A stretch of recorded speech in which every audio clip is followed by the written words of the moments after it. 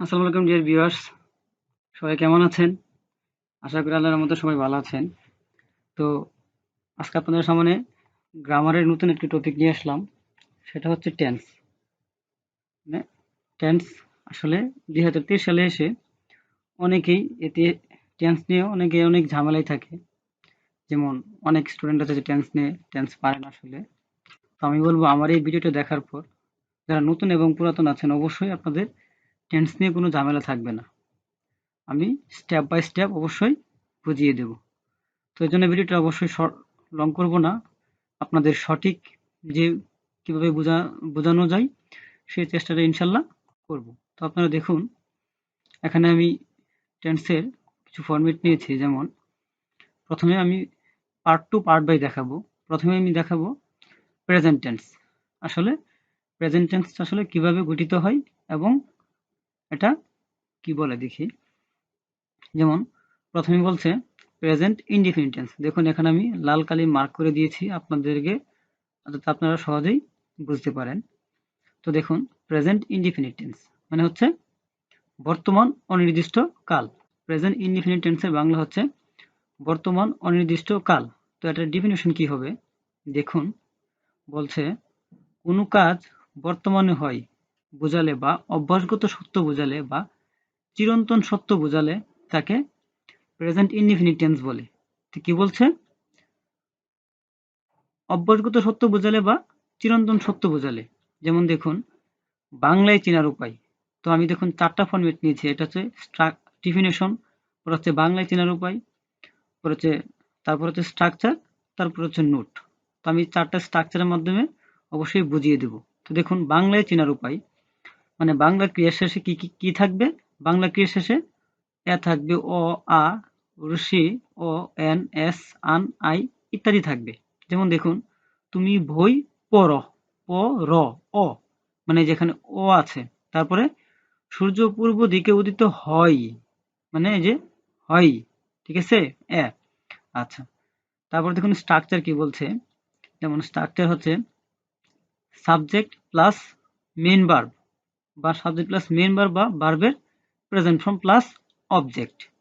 তো দেখুন নোট কি বলছে। নোট বলছে সাবজেক্ট যদি থার্ড পারসন সিঙ্গুলার নাম্বার হয়, যেমন থার্ড পারসন কি কি, দেখুন এখানে আমি বক্সে দিয়ে দিয়েছি থার্ড পারসনগুলো কি কি। যেমন হি, শি, ইট এগুলো হচ্ছে কি পারসন? Third person. কি পারসন? Third person. কোনো ব্যক্তি, বস্তু, জায়গা বা প্রাণীর নাম বোঝালে ভার্বের শেষে এস বাই এস যোগ করতে হয়। কার শেষে? ভার্বের শেষে। তো দেখুন এক্সাম্পলটা দেখুন। যেমন তুমি বই পড়ো, তুমি, ইউ কি পারসন? ই হচ্ছে সেকেন্ড পারসন।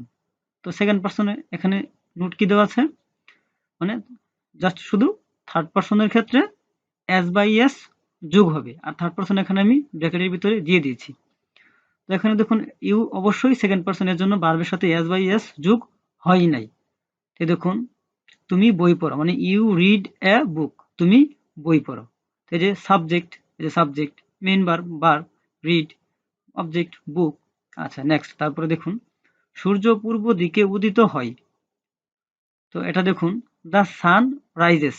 দ্য সান হচ্ছে কি? Third person. এই জন্য আর এর সাথে ভার্বের সাথে এস বাই এস যোগ হয়েছে। যেমন the sun rises in the east, সূর্য পূর্ব দিকে উদিত হয়। তো আমি বলবো এগুলো অবশ্যই আপনারা বুঝবেন, প্লাস খাতায় আপনাদের অবশ্যই নোট করে নেবেন, তাহলে আপনাদের বুঝতে সুবিধা হবে। তারপর দেখুন প্রেজেন্ট কন্টিনিউয়াস টেন্স। কন্টিনিউয়াস মানে বুঝতে পারছেন, কন্টিনিউয়াস বাংলা হচ্ছে মানে চলমান, চলতেই থাকবে, ঠিক আছে? আচ্ছা, প্রেজেন্ট কন্টিনিউয়াস টেন্স মানে চলমান বর্তমান কাল। প্রেজেন্ট কন্টিনিউয়াস টেন্সের বাংলা হচ্ছে চলমান বর্তমান কাল। তো এটা বুঝতে পারছেন ডেফিনিশন কি হবে। যেমন এই যে দেখুন ডেফিনিশন, বর্তমানকালে কোনো কাজ চলছে বা নিকট ভবিষ্যতে চলবে এরূপ বোঝালে তাকে প্রেজেন্ট কন্টিনিউয়াস টেন্স বলে। আচ্ছা, তারপর দেখুন বাংলায় চেনার উপায় কি বলেছে। বাংলা ক্রিয়ার শেষে তেসি, তেসো, তেসে, তেসেন, ছ, ছি, ছে, ছেন, ছি, ছেন থাকবে। যেমন দেখি বাংলায় এখানে একটা উদাহরণ দেখি। যেমন আমি ভাত খাইতেছি, এই যে তেসি আছে, তেসি, এই যে তেসি। আচ্ছা তারপর একটা দেখি সে স্কুলে যাইতেছে, তেসে, এই যে তেসে, ঠিক আছে।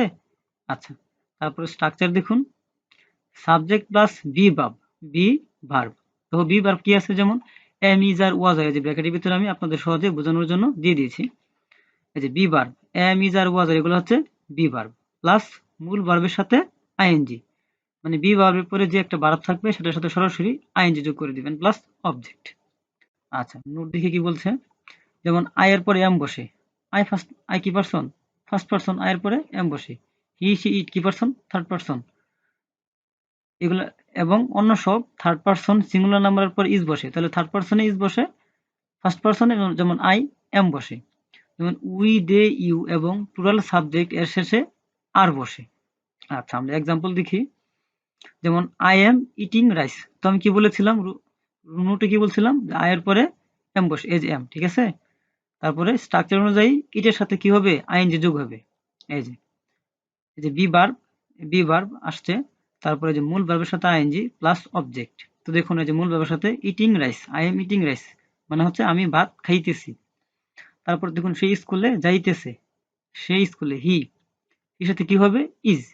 এখানে আমি বলে দিয়েছি যে থার্ড পারসন সিঙ্গুলার নাম্বারের পরে ইজ বসে, এই যে বলে দিয়েছি হি সি ইট, এগুলো হচ্ছে থার্ড পারসন।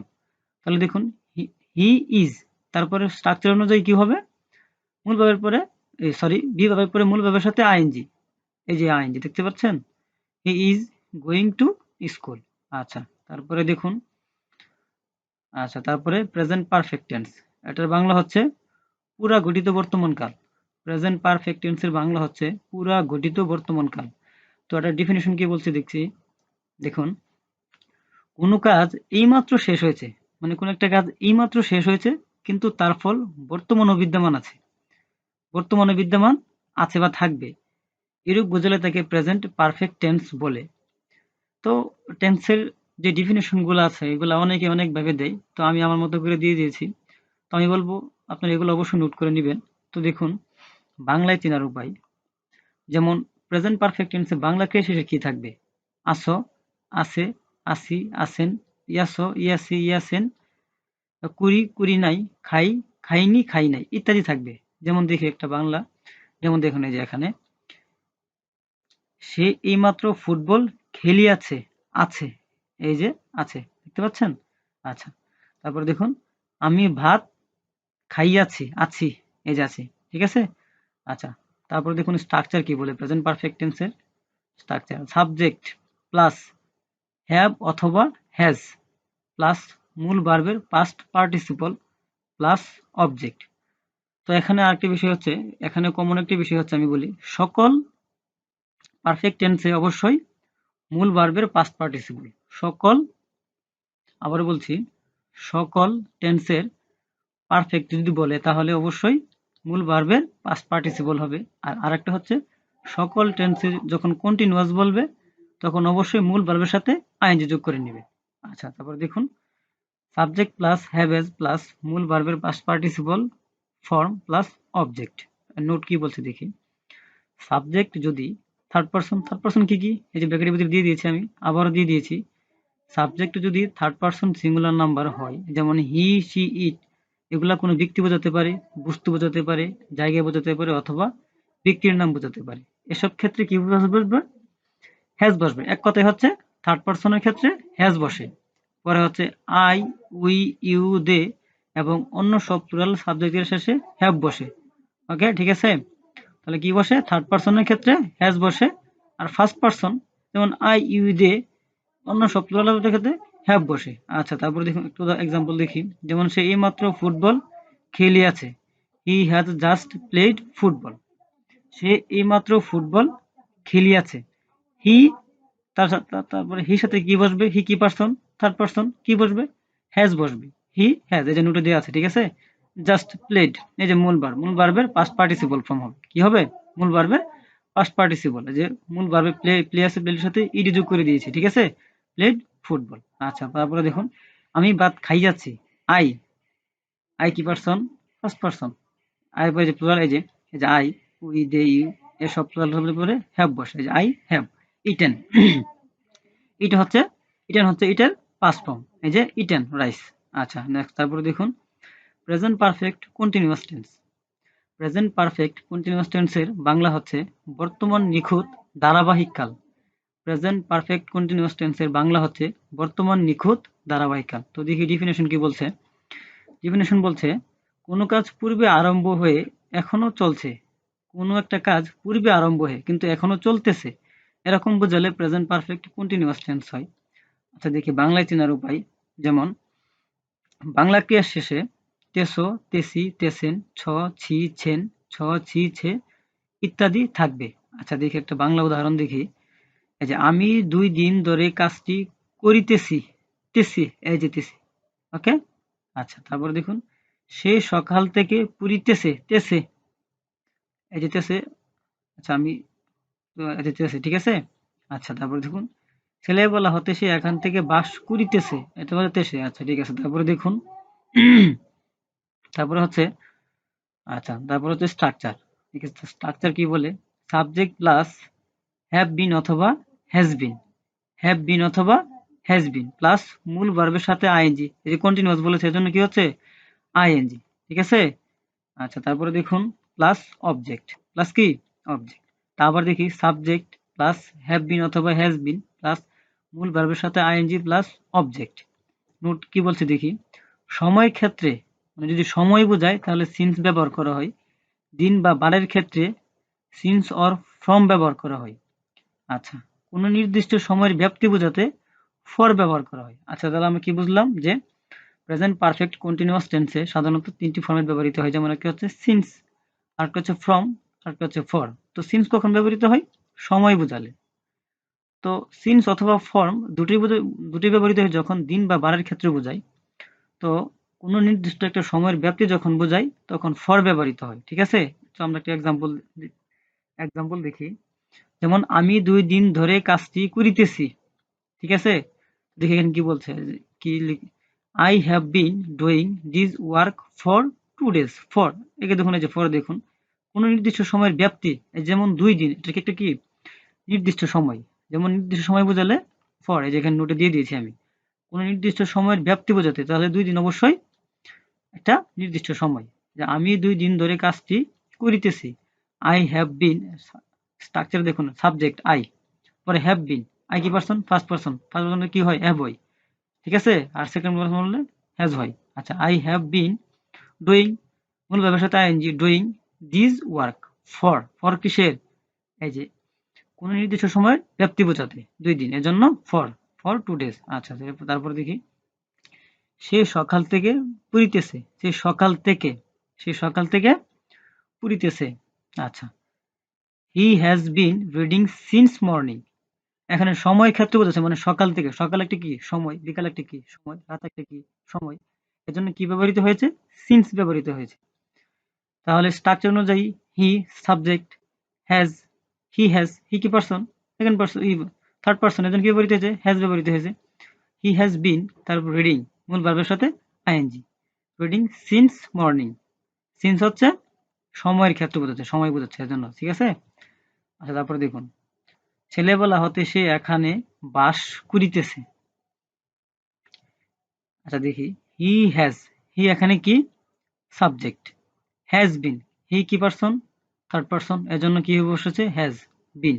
লিভ, লিভের সাথে আইএনজি, স্ট্রাকচার অনুযায়ী ইয়ার ফ্রম, ফ্রম কি জন্য ব্যবহৃত হয়েছে? সে দিন বা বারের ক্ষেত্রে বোঝায়, এখানে দিন বা দিন বোঝাচ্ছে। সে ছেলেবেলা হতে সে এখানে বাস করিতেছে, মানে ছেলেবেলা থেকে বা ছোটবেলা থেকে সে এখানে বাস করে। ঠিক আছে? Year from his boyhood. Okay? আচ্ছা তারপর আমি তো এখানে আজকে শুধু প্রেজেন্ট টেন্সের পার্টটাই দেখাচ্ছি। তো বাকি পার্টগুলো আমি অবশ্যই সেন্টেন্সের এগুলা পার্ট পার্ট আকারে দিব।